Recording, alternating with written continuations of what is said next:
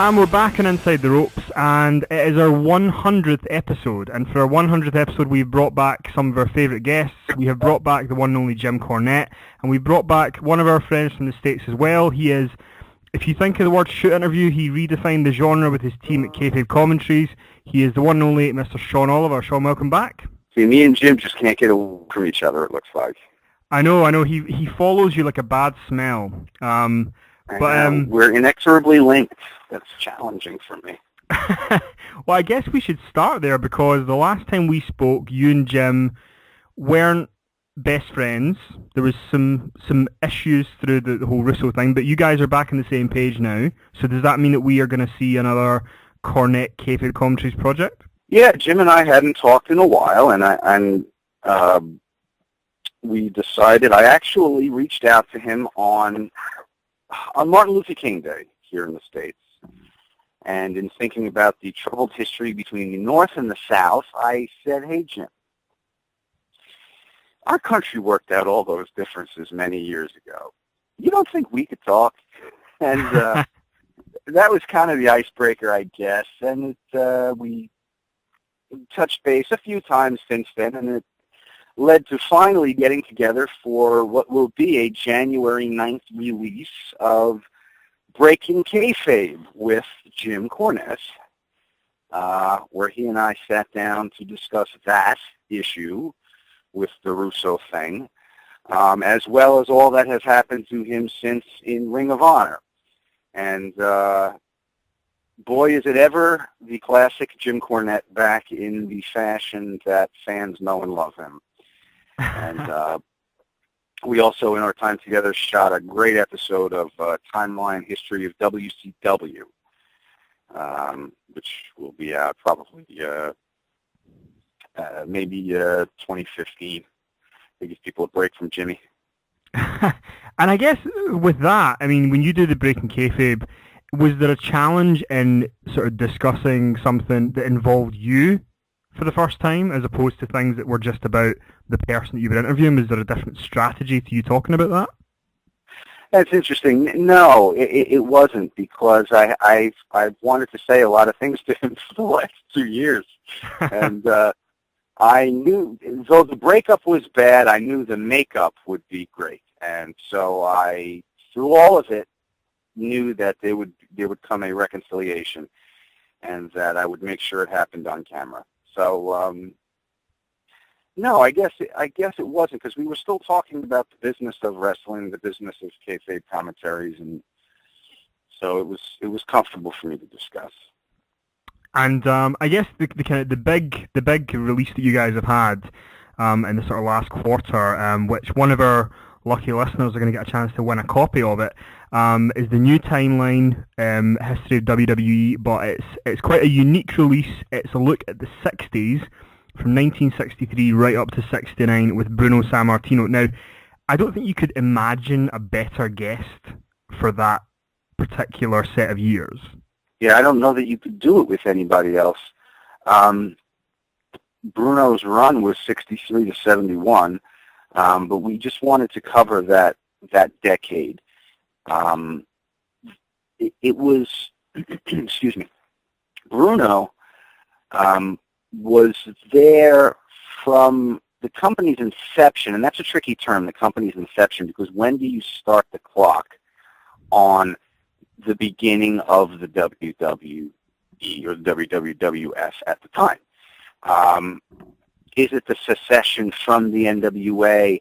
Is it presenting Buddy Rogers with a formal title called the WWF title, which was won in, quote, Rio de Janeiro in one of those tournaments, which I asked Bruno about, and we have a laugh about that. Bruno knew everything. You know, when we pick a Timeline guest, we want a guy who obviously had some on-camera involvement so that he can discuss the angles and putting together the angles. But it's great when we have somebody who's either working so high on the card or was tied into the office in some way so that they can talk to us about the behind-the-scenes machinations of the company at the time. And Bruno was very much involved with decisions that Vince, Jay McMahon, and Toots Mond were making for the company, because all those decisions revolved around Bruno, basically. From all the cities that they ran TV, TV was live back then. All the TV was live, and they were running out of Washington and Philadelphia, and Connecticut. So Bruno is able to speak to, obviously, everything that happened in the ring, and we do a fair amount of bringing up. There weren't very big angles back then, so the later timelines deal with a lot of angle-related stuff. But back then, it was, a guy would come in, they'd work a 3-month program, and then they'd go out. So we talk about that cavalcade of names that came through the territories in those years in the 60s. But then also setting up that office that became a powerhouse, the New York office, the Northeast office. So I think it's a fascinating release for anyone who's got any historian in them to hear Bruno talk about that stuff. I don't know also that I recall Bruno speaking so candidly about drawing the curtain back on certain things. There's a point in there where he talks about how they could kayfabe a guest referee who was brought in that maybe wasn't smartened up, an athlete or someone from the the entertainment world, how the workers in the ring could still control the match and not have to worry about them getting in the ring. That kind of stuff, Bruno was very protective of before. He's very candid in this. It's a great appearance for him and really a great show, a tremendous addition of the Timeline series. And if you get the signature edition, it comes with some really cool stuff too. Well, I mean, I got a chance to see it, and I think for me, because we've been doing this show, it's 100 episodes now, and after doing so many interviews, it's like I almost got jealous watching you do this because it was just so good. Do you know what I mean? Because with Bruno, it's like we've interviewed him twice, and obviously, the market, I guess, that our listenership would not really want us to go heavy on that sort of stuff. It's sort of as a mass audience. But what I found going into it was the thing that I liked the most about it was how much I kind of learned about that time period, because there's just nothing out there at the moment that you can sort of consume information about that far back. Even in the new sort of history of WWE DVD, which I know you kind of, I enjoyed your kind of quips about on Twitter saying 2 hours for 50 years and we were like 35 hours and counting or something. That's precisely correct. Boy, you do your homework. I try, but I think it would anybody who.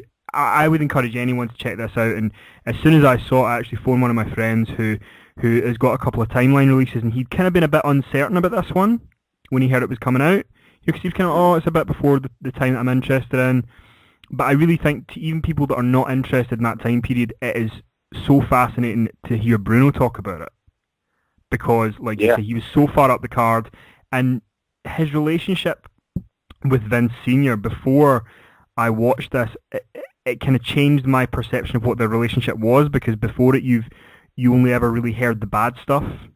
Yeah, he does give a lot of props to Vince. He does give him the credit where it's deserved, but it always seemed through discussion with him and through our research really that Tutsmond was always more like-minded with Bruno in a lot of the decisions and a lot of the directions. In particular, Buddy Rogers and that whole thing. But Vince, it has been said, and I think there's a quote on the screen in one of the graphics in this, that Vince had the TV, Toots had the wrestlers. And if you kept that in mind, and if that's how you dealt with them, then that made the WWF the powerhouse that it was, that kind of division of interest.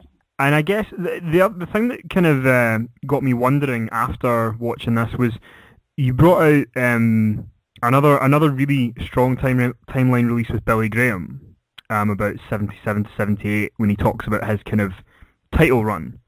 And I just wondered, how do you guys plan to tackle the 70s? Is it going to be a case of you're going to get a couple of years again kind of put together and get somebody to talk about it? Or do you guys have a strategy for that already?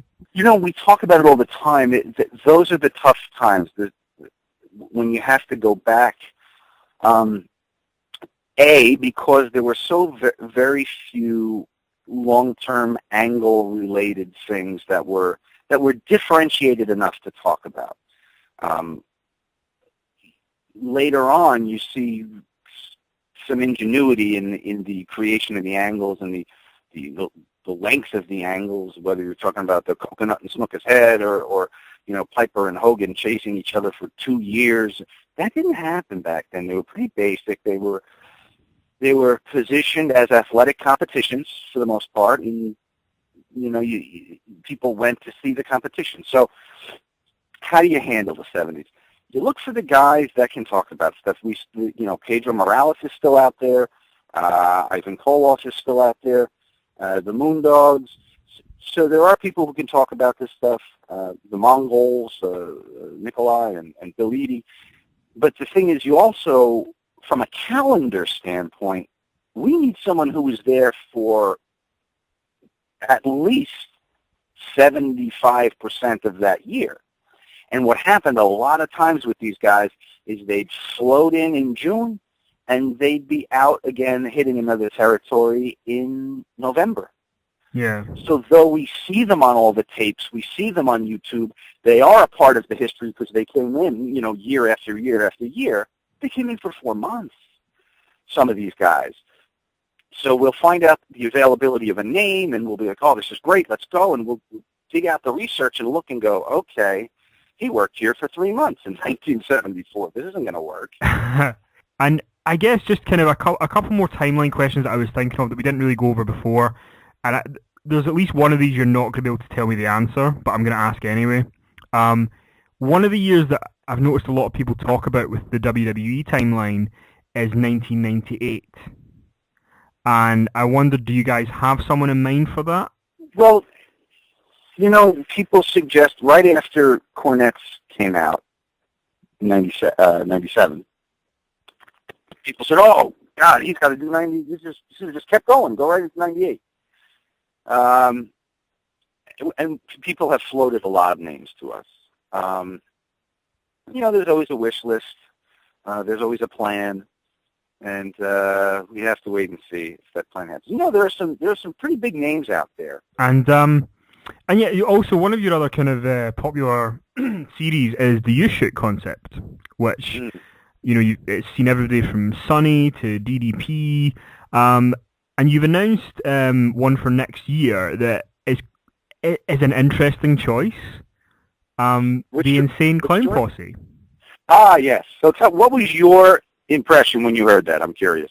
It's weird because I kind of was like, what? Like, I just couldn't get it, but then I thought, you guys always seem to have a plan of why you would do something, so I think if anybody else had done it, I would have kind of wrote it off, but I kind of, whenever I check stuff out, it tends to always be really good, and I'm not blowing smoke, but it does. So I assume that there is a thought process behind having them do it, so I'm intrigued to see where they go with it. Well, here, it's kind of twofold. Firstly, they were involved with wrestling, so like them, don't like them, whatever. You think that they were more talented, less talented than the Spirit Squad. I don't know. That has to be up for debate. But their presence in ECW, WWE, and WCW, I meant TNA, I'm sorry, justifies their being on a release. That's number one. Number two, there's a crossover opportunity from a business standpoint. There are wrestling fans, but there are also fans of their music, juggalos, that maybe don't know about their involvement in wrestling. I knew the wrestling fans, the diehard wrestling fans, would have a problem with this. I expected this when we booked it, and I knew that. Mm-hmm. But I've never, if I know something that you don't know yet, I can't let your reaction get in the way until you know what you know. And yeah. I think that the wrestling fan, I go on record, will be very entertained and enlightened by the ICP shoot. I really, really do. And I guess just kind of to wrap things up a little bit, is there anything? Obviously, is there anything in 2014, not 2015? Is there anything in 2014 that you can kind of give us a bit of a scoop with that you've got planned? anything that we don't know about so far? Well, we have Piper's release, the Piper's Timeline 1984, that I'm very excited about. That'll be coming out in April.